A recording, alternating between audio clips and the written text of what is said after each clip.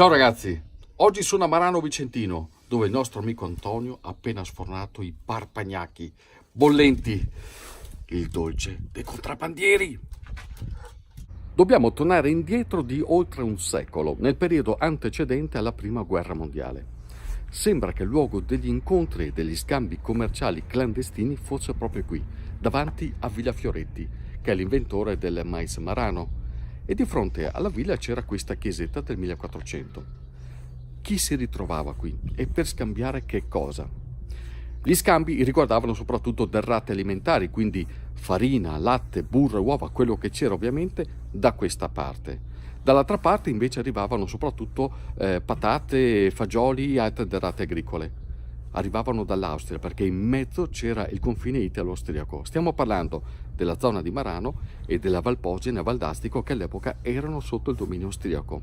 Quindi i contrabbandieri non erano loschi figuri pericolosi armati fino ai denti, erano gente normale che cercavano di campare evitando di pagare quei dazi odiosi in un'epoca in cui i soldi sicuramente erano molto scarsi. E il parpagnacco come nacque? Sembra che questo dolce rispondesse a un'esigenza di ordine pratico, perché trasportare derrate fragili o deperibili come il burro e le uova all'epoca non era sicuramente facile, e quindi fu chiesto alle massaie, qui di Marano Vicentino, di creare un dolce secco che assorbisse questi prodotti e che ne garantisse la conservazione a lungo nel tempo. Bene, pensate che questa tradizione sia mantenuta fino ad oggi. E adesso infatti andiamo dalla signora Lucia a capire come vengono fatti questi dolci della tradizione contrabbandiera. Mi dia gli ingredienti del parpagnacco. Allora, Prego. uova, zucchero, sale, burro, olio, latte, un aroma e lievito. Basta.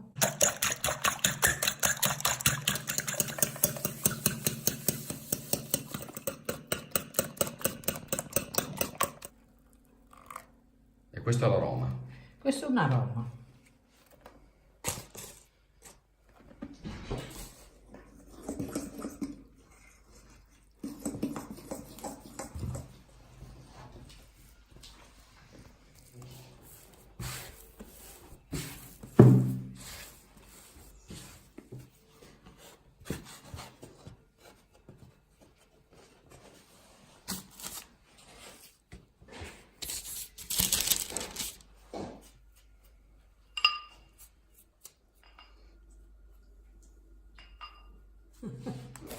Ma questo è un divertimento, non è un lavoro. Che bello che la dica così. È tutto cotto nel forno a legna, Tutto cotto sul forno a legna. che ha una storia questo forno qua, vero? Sì, infatti sotto ci sono le date del 1800, adesso non mi ricordo, poi è stato restaurato nel 1945 e poi nel 2010 con una serie un po' di coinvolgere la contraria, quelle cose lì, l'abbiamo ristrutturato perché era proprio andato quasi distrutto. Io ho le foto di tutta la sequenza, era proprio andato giù. È bello usarlo questo forno, Sì, le ridà dei ricordi. eh beh sì, indubbiamente. Io ricordo una volta, la settimana prima di Pasqua, che a turno tutte le famiglie avevano un giorno a testa per cuocere il pane, i parpagnacchi, le focacce, quelle cose lì. E perciò arrivavano con le tavole piene di questi dolci e aspettavano il loro turno a rotazione. Lei cosa prova quando sente il profumo del pane? Quando apri il forno anche i parpagnacchi senti proprio il profumo che si espande in tutte le contrae, perciò è un bel ricordo, diciamo un ricordo forte anche come... C'è un valore intrinseco che va oltre la semplice ricetta, vero? Sì, direi che ci sono dei valori importanti attorno al parpagnacco. Beh, intanto che riscoprendo e mangiando insieme il parpagnacco in realtà ripercorriamo la storia della comunità di Marano e assaggiamo di nuovo insomma le nostre radici, la nostra identità di comunità.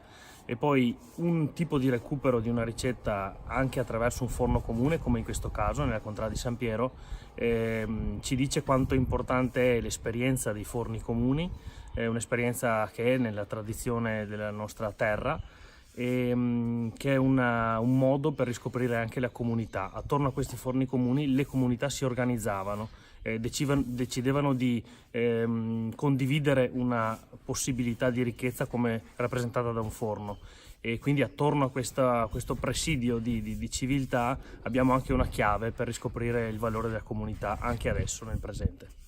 Quella del Parpagnacco è una tradizione che comunque continua a vivere. Siamo all'interno di un forno da Franco, un appassionato di questo dolce che la storia l'ha riscoperta e l'ha riproposta, come altri suoi colleghi qui a Marano Vicentino.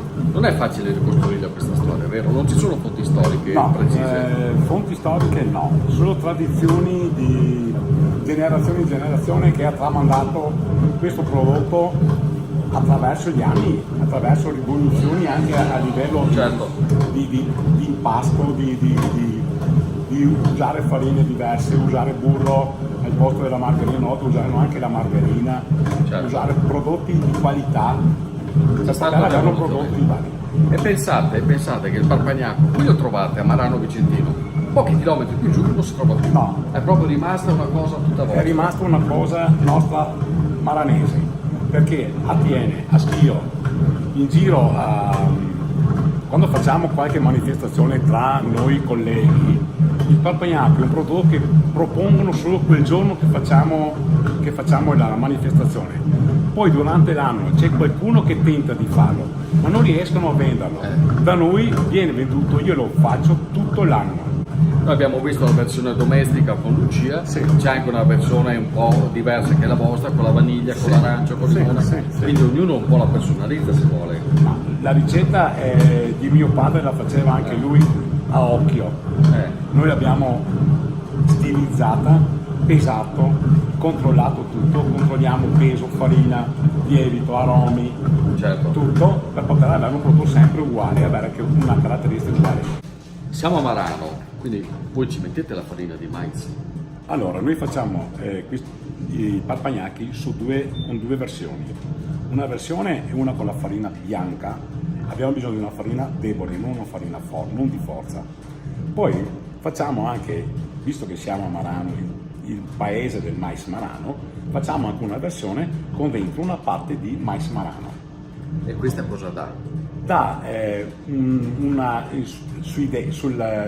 quando la mastichi una consistenza diversa, più granullosa.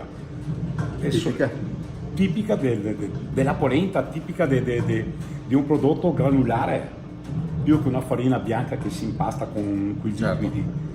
E questo è la farina del contrabbandiere. La farina del contrabbandiere. Mi piace quando ti dici a occhio valutiamo tante robette, e secondo me a occhio è buoni i Parpagnacchi. Sì, giochi a tastemo? Sì, non tastarli prima, non farli, tastarli. Grazie Franco, grazie davvero. Bello scoprire queste tradizioni che continuano a vivere anche grazie a gente come Franco e i suoi figli. Ci vediamo alla prossima chiacchierata e adesso aspetto che sforna. Grazie.